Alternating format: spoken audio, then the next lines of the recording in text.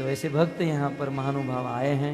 आप सबका धन्यवाद जो कीमती समय निकाल कर यहाँ पर आए। हरे कृष्ण। जैसे नितिन प्रभु ने कहा कल एकादशी तिथि है।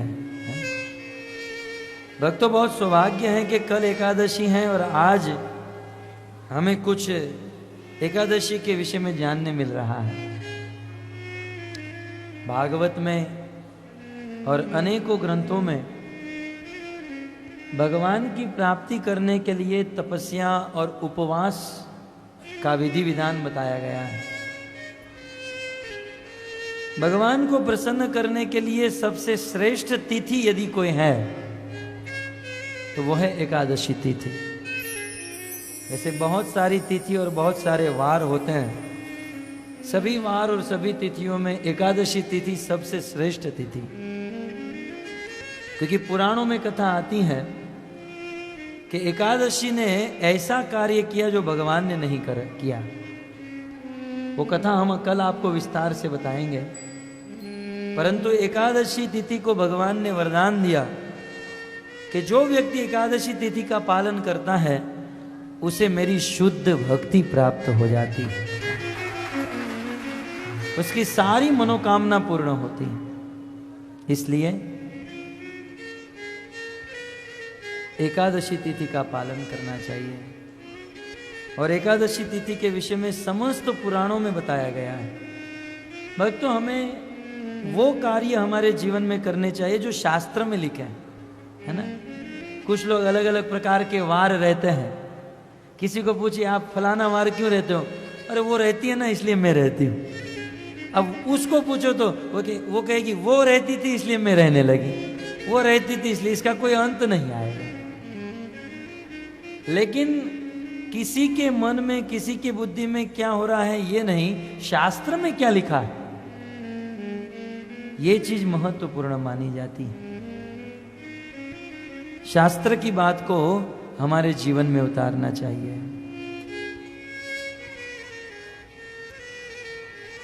तो भक्तों शास्त्र के अनेकों प्रमाण और अनेकों शास्त्रों में ऐसा लिखा है एकादशी व्रत का पालन करने से हमारी सारी मनोकामना पूर्ण होती है, सारी इच्छा पूर्ण होती है। ब्रह्म वैवर्त पुराण में लिखा है यदि कोई व्यक्ति एकादशी के दिन अन्न खाता है, एकादशी व्रत का पालन कैसे करना चाहिए? निर्जला रहकर, निर्जला न रह सको तो सजला रहकर, सजला न रहो तो सफला, और सफला न रहो तो कोई बात नहीं, अन्न नहीं खाना चाहिए, फराल रहकर एकादशी करनी चाहिए। तो ब्रह्म वैवर्त पुराण 18 पुराणों में से एक मैं प्रमाण दे रहा हूं। ब्रह्म वैवर्त पुराण में लिखा है, श्लोक लिखा है, स केवलम अगम भूंगते यो भूखते हरिवासरे। हरिवासर का अर्थ है एकादशी। एकादशी के दिन जो व्यक्ति अन्न खाता है वह अन्न नहीं, वह पाप खाता है,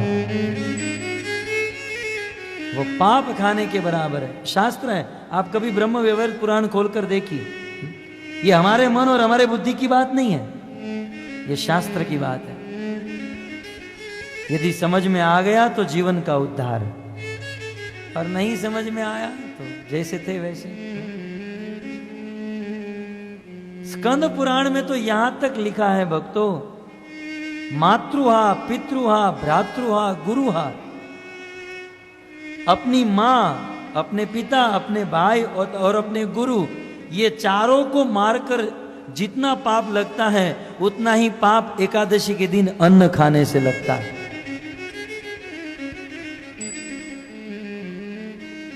क्योंकि एकादशी के दिन अन्न में आसुरी शक्ति का वास होता है, मूर नाम के असुर का वास। हम आपको कल सुनाएंगे। अतः एकादशी के दिन अन्न नहीं खाना चाहिए। कई बार हम लोग गर्व करते हैं वी आर वेजिटेरियन, हम लोग शाकाहारी हैं, और ये लोग कितने दुष्ट हैं जो गाय को मारते हैं, गाय को काटते हैं। भक्तों गरुड़ पुराण में वेदव्यास मुनि लिखते हैं गरुड़ पुराण भगवान विष्णु ने गरुड़ जी को सुनाया।